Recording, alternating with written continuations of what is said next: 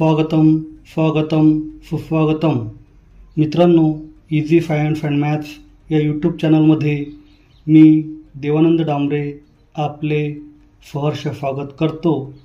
मित्रांनो, आज आपण या व्हिडिओमध्ये सामान्य विज्ञान इयत्ता 8वीतील प्रकरण 8वे प्रदूषण या पाठाचा स्वाध्याय पाहणार आहे. चला तर मग मित्रांनो, पाहूया स्वाध्याय सामान्य विज्ञान इयत्ता 8वी प्रकरण 8वे प्रदूषण. प्रश्न क्रमांक 1. खाली काही वाक्ये दिली आहेत, ती कोणत्या प्रकारच्या प्रदूषणात मोडतात ते सांगा. प्रश्न क्रमांक 1 मधील अ. दिल्लीत भरदिवसा धुके असल्याचे जाणवते. उत्तर हवा प्रदूषण. प्रश्न क्रमांक 1 मधील आ. पाणीपुरी खाल्ल्यावर बरेचदा उलट्या व जुलाबांचा त्रास होतो. उत्तर जलप्रदूषण. प्रश्न क्रमांक 1 मधील लहान ई. बरेचदा बगीचात फिरण्यास गेल्यावर शिंकांचा त्रास होतो. उत्तर हवा प्रदूषण. प्रश्न क्रमांक 1 मधील मोठी ई. काही भागातील मातीत पिकांची वाढ होत नाही. उत्तर मृदा प्रदूषण. आणि प्रश्न क्रमांक 1 मधील लहान ऊ. जास्त वाहतूक असणाऱ्या चौकात काम करणाऱ्या बऱ्याच व्यक्तींना श्वसनाचे रोग, धाप लागणे असे त्रास होतात. उत्तर हवा प्रदूषण. मित्रांनो, या ठिकाणी प्रश्न क्रमांक 1 पूर्ण झालेला आहे आणि आत्ता आपण प्रश्न क्रमांक 2 पाहू. प्रश्न क्रमांक 2 परिच्छेद वाचून त्यात कोणकोणते प्रदूषणाचे विविध प्रकार आलेत व कोणत्या वाक्यात आलेत ते नोंदवा. मित्रांनो, या प्रश्नामध्ये एक परिच्छेद दिलेला आहे. हा परिच्छेद तुम्ही नीटपणे 2-3 वेळा वाचून त्यात प्रदूषणाशी संबंधित कोणते वाक्य आलेत व हे वाक्य कोणत्या प्रदूषणाशी संबंधित आहेत ते तुम्हाला शोधून काढायचे आहे. चला तर मग मित्रांनो, पाहूया या परिच्छेदात प्रदूषणाशी संबंधित कोणकोणती वाक्य आलीत आणि ते कोणत्या प्रकारच्या प्रदूषणाशी संबंधित आहेत. उत्तर क्रमांक 1. शाळेत जाताना त्याला 2 चाकी, 4 चाकी गाड्या, रिक्षा, बस या वाहनांची वाहतूक लागते. काही दिवसांनी त्याला दम्याचा त्रास व्हायला लागला. आणि मित्रांनो, हे वाक्य हवा प्रदूषण या प्रदूषणाच्या प्रकाराशी संबंधित आहे. क्रमांक 2.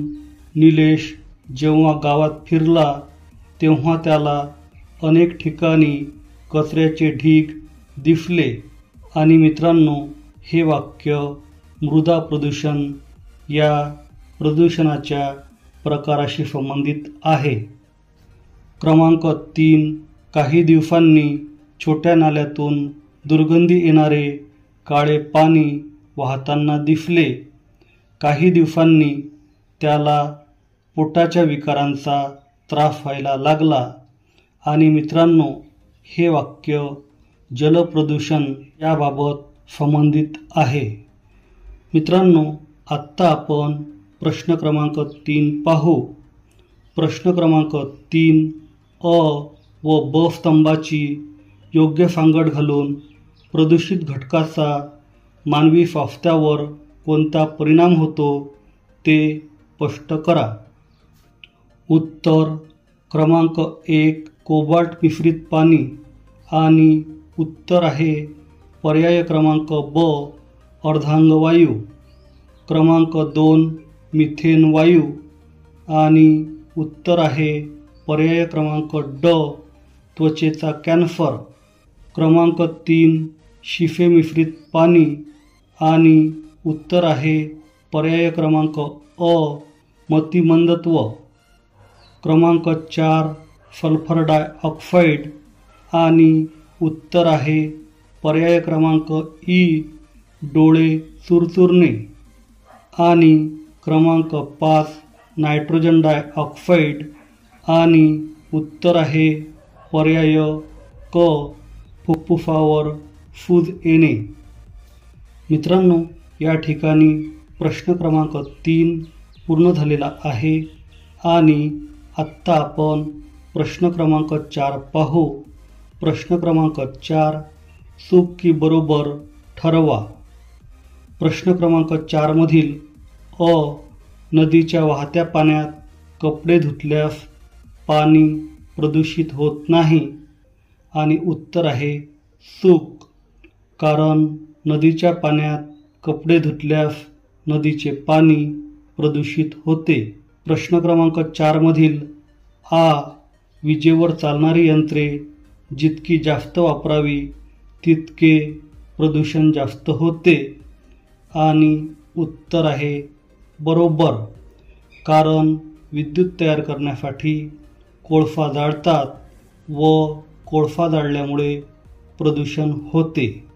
मित्रांनो, आत्ता आपण प्रश्न क्रमांक 5 पाहू. प्रश्न क्रमांक 5 खालील प्रश्नांची उत्तरे द्या. प्रश्न क्रमांक 5 मधील अ प्रदूषण व प्रदूषके म्हणजे काय? उत्तर क्रमांक 1 नैसर्गिक पर्यावरणाचे परिसंस्थेला होणारे हानिकारक असे दूषितीकरण म्हणजे प्रदूषण होय. आणि क्रमांक 2 ज्या घटकांमुळे प्रदूषण होते त्यांना प्रदूषके असे म्हणतात किंवा पर्यावरणाच्या नैसर्गिक कार्यात अडथळा आणणाऱ्या तसेच जैविक व अजैविक घटकांवर घातक परिणाम करणाऱ्या घटकांना प्रदूषके असे म्हणतात. प्रश्न क्रमांक 5 मधील आ आम्लपर्जन्य म्हणजे काय? उत्तर ज्या पावसाच्या पाण्यात नायट्रिक आम्ल व सल्फ्युरिक आम्ल असते त्यास आम्लपर्जन्य असे म्हणतात. प्रश्न क्रमांक 5 मधील लहान ई हरितगृह परिणाम म्हणजे काय?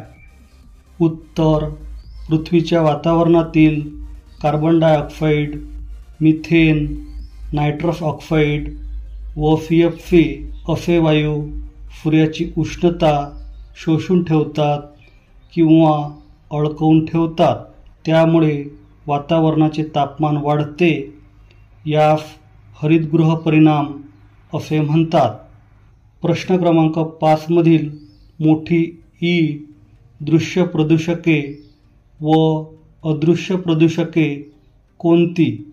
उत्तर क्रमांक 1 दृश्य प्रदूषके जे प्रदूषके डोळ्यांनी स्पष्टपणे दिसतात त्यांना दृश्य प्रदूषके असे म्हणतात.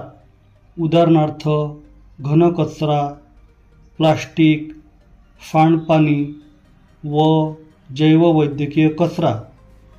क्रमांक 2 अदृश्य प्रदूषके जे प्रदूषके हवेत किंवा पाण्यात पूर्णपणे मिसळलेली असतात व डोळ्यांनी स्पष्टपणे दिसत नाहीत त्यांना अदृश्य प्रदूषके असे म्हणतात. उदाहरणार्थ किरणोत्सारी प्रदूषके, मिथेन वायू मिश्रित हवा, विषाणूयुक्त हवा आणि आर्सेनिक, कॅडमियम, शिफे व कोबाल्ट मिश्रित पाणी. मित्रांनो, या ठिकाणी प्रश्न क्रमांक 5 पूर्ण झालेला आहे आणि आत्ता आपण प्रश्न क्रमांक 6 पाहू. प्रश्न क्रमांक 6 पुढील प्रश्नांची उत्तरे लिहा. प्रश्न क्रमांक 6 मधील अ तुमच्या आसपासच्या भागात आढळलेली हवा प्रदूषण, जलप्रदूषण व मृदा प्रदूषण यांची प्रत्येकी 2 उदाहरणे द्या. उत्तर अ हवा प्रदूषण. क्रमांक 1 शेतातील कचरा जाळल्यामुळे हवा प्रदूषण होते. आणि मुद्दा क्रमांक 2, गर्दीच्या ठिकाणी वाहनांमुळे हवा प्रदूषण होते. जलप्रदूषण. मुद्दा क्रमांक 1, सांडपाणी नदी प्रवाहात फोडल्यामुळे जलप्रदूषण होते. व मुद्दा क्रमांक 2, नदीपात्रात कपडे धुतल्यामुळे जलप्रदूषण होते. आणि मृदा प्रदूषण. मुद्दा क्रमांक 1, शेतात अतिप्रमाणात खते टाकल्यामुळे मृदा प्रदूषण होते. व मुद्दा क्रमांक 2, जमिनीवर कचऱ्याची ढीग साचल्यामुळे मृदा प्रदूषण होते. प्रश्न क्रमांक 6 मधील वाहनांमुळे प्रदूषण कसे घडते? कमीत कमी प्रदूषण ज्यामुळे घडते अशा काही वाहनांची नावे सांगा.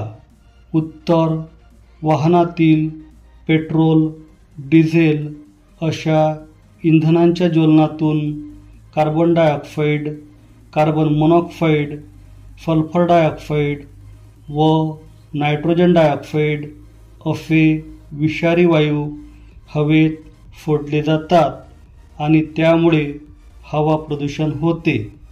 सायकल, ई-बाईक व CNGवर चालणारी वाहने ही कमीत कमी हवा प्रदूषण करणारी काही वाहने आहेत.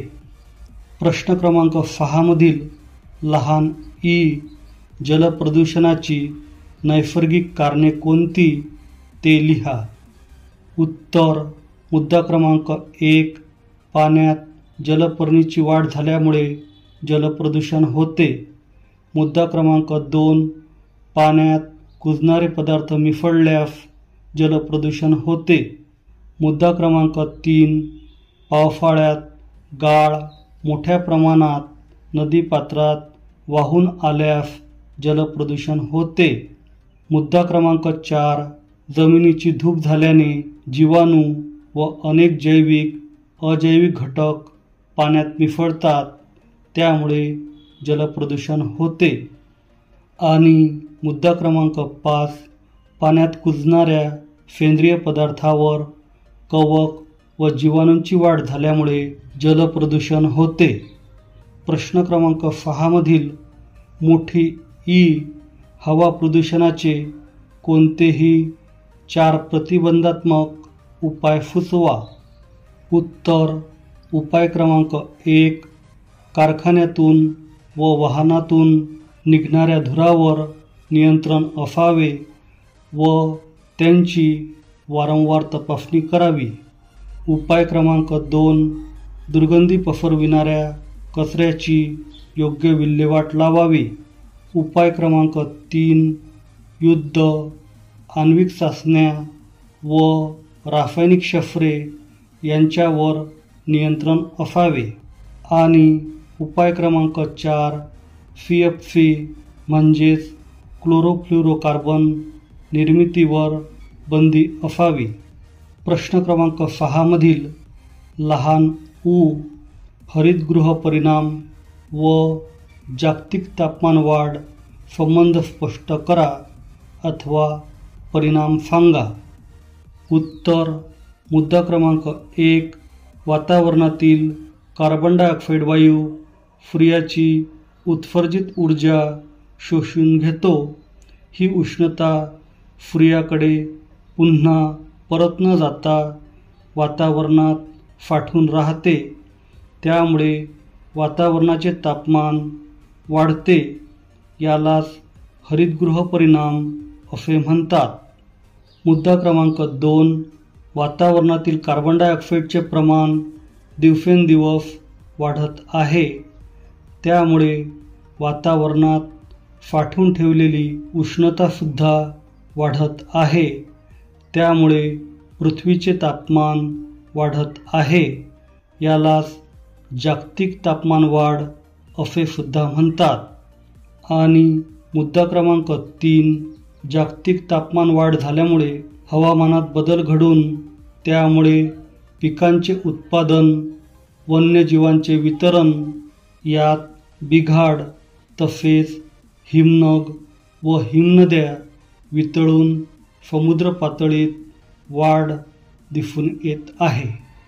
प्रश्न क्रमांक 6 मधील मोठी ऊ हवा प्रदूषण, मृदा प्रदूषण व पाणी प्रदूषण यावर प्रत्येकी 2-2 घोषवाक्य तयार करा. उत्तर अ. हवा प्रदूषण. क्रमांक 1. प्रदूषण करा कमी, आरोग्याची मिळवा हमी. क्रमांक 2. हवा प्रदूषण असंगत आचरण. आणि क्रमांक 3. ई-बाईक वापरा, हवा प्रदूषण कमी करा. आ. मृदा प्रदूषण. क्रमांक 1. सेंद्रिय खत वापरा, मातीचे आरोग्य सुधारा. क्रमांक 2. माती वाचवा, जीवन वाचवा. आणि ई. जलप्रदूषण. जलप्रदूषणास आळा, महामारी टाळा. क्रमांक 2. पाणी प्रदूषण थांबवा, भविष्य वाचवा. मित्रांनो, या ठिकाणी प्रश्न क्रमांक 6 पूर्ण झालेला आहे आणि आत्ता आपण प्रश्न क्रमांक 7 पाहू. प्रश्न क्रमांक 7 खालील प्रदूषकांचे मानवनिर्मित व निसर्गनिर्मित या गटांमध्ये वर्गीकरण करा. सांडपाणी, धूळ, परागकण, रासायनिक खते, वाहनांचा धूर, शैवाल, कीटकनाशके आणि पशुपक्ष्यांची विष्ठा. उत्तर क्रमांक 1. मानवनिर्मित प्रदूषके. क्रमांक 1. सांडपाणी. क्रमांक 2. रासायनिक खते. क्रमांक 3. वाहनांचा धूर. क्रमांक 4. कीटकनाशके आणि धूळ, रस्ते व बांधकाम व्यवसायात तयार होणारी धूळ. क्रमांक 2. निसर्गनिर्मित प्रदूषके. मित्रांनो, आत्ता आपण निसर्गनिर्मित प्रदूषके पाहू. क्रमांक 1. परागकण. क्रमांक 2. शैवाले. क्रमांक 3. पशुपक्ष्यांची विष्ठा. आणि क्रमांक 4. धूळ. वादळांमुळे किंवा चक्रीवादळामुळे निर्माण झालेली धूळ. मित्रांनो, या ठिकाणी या पाठाचा स्वाध्याय पूर्ण झालेला आहे. मित्रांनो, जर तुम्हाला आमचा व्हिडिओ आवडला असेल तर कृपया हा व्हिडिओ आपल्या अधिकाधिक मित्रांना शेअर करा व नवीन व्हिडिओ सर्वप्रथम पाहण्यासाठी आमच्या चॅनलला सबस्क्राईब करा. धन्यवाद मित्रांनो. Thank you very much.